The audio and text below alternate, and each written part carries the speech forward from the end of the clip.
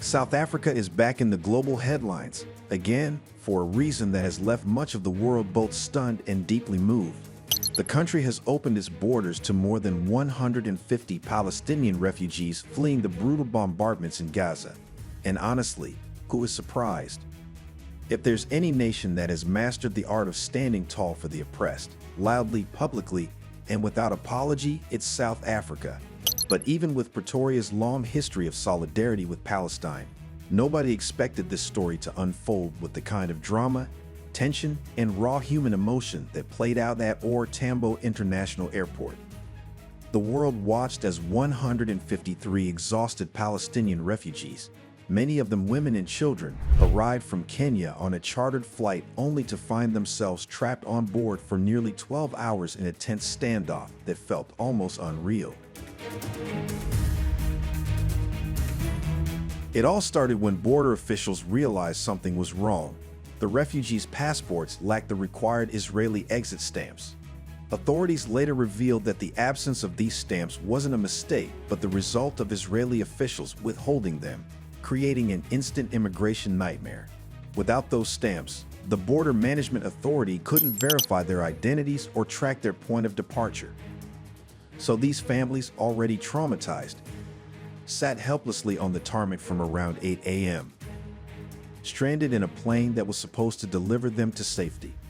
And as if their suffering in Gaza wasn't enough, they suddenly found themselves caught in a bureaucratic limbo thousands of kilometers away.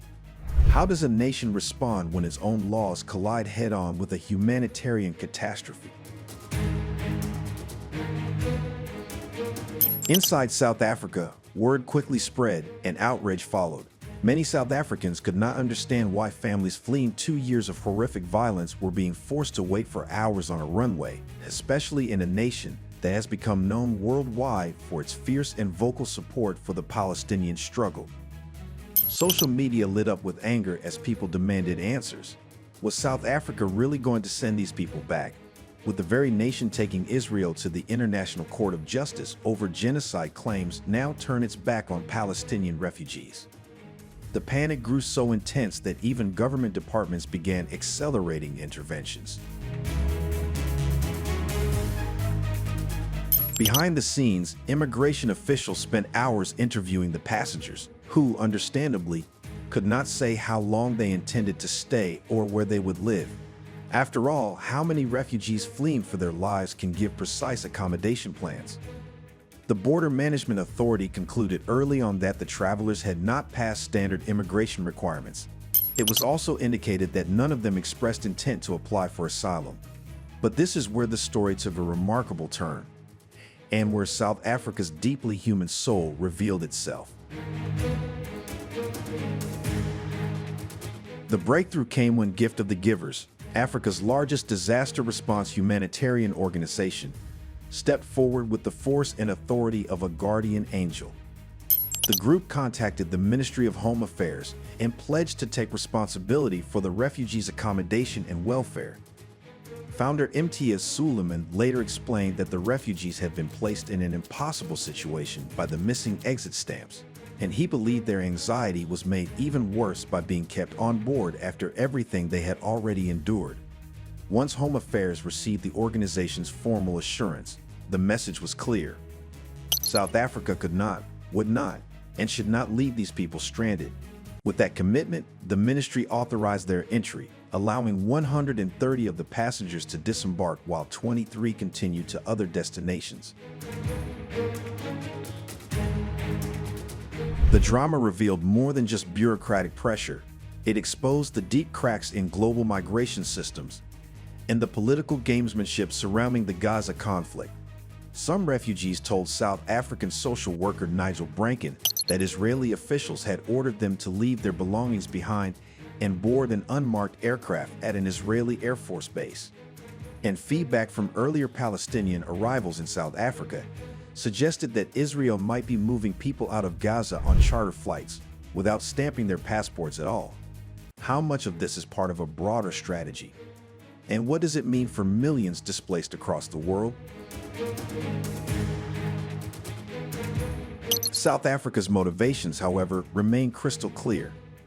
This is a government that has consistently positioned itself as a champion of oppressed people. Pretoria has dragged Israel before the ICJ over genocide allegations, a move that drew global applause, especially from nations in the global south. By opening its borders to refugees from Gaza, the country is reinforcing its message. It stands firmly with the marginalized, even when the political cost is high. Director General Zane Danger from International Relations and Cooperation and Justice Minister Ronald Lamola worked together with Home Affairs to fast-track verification checks and waive certain requirements, ensuring that humanitarian principles guided the final decision. Critics may argue about procedure, but one question rises above all the noise. If Africa does not protect the vulnerable, who will? Across South Africa and beyond, the response to the refugees' eventual disembarkation has been overwhelmingly positive. Many have praised Pretoria for once again proving that it is unafraid to lead from the front when it comes to justice, dignity, and human rights. In a world where wealthier nations are tightening borders and turning away asylum seekers, even children, South Africa's decision feels like a bold reminder that moral leadership still exists. And for a continent constantly battling its own crisis, from Sudan to the Sahel to the DRC, this act of solidarity offers a powerful example of what Pan-African unity and humanity can look like in practice.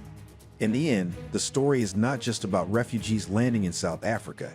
It is about Africa standing tall, choosing compassion over fear, and proving once again that its heart beats loudly for the oppressed. Your perspective matters. What do you make of South Africa opening its borders to more than 150 Palestinian refugees from Gaza? Share your thoughts and insights in the comments section below. If you like this video, be sure to subscribe to the New Africa channel and turn on the notification bell so you don't miss any of our informative future videos. Stay informed, stay engaged, and thank you for watching.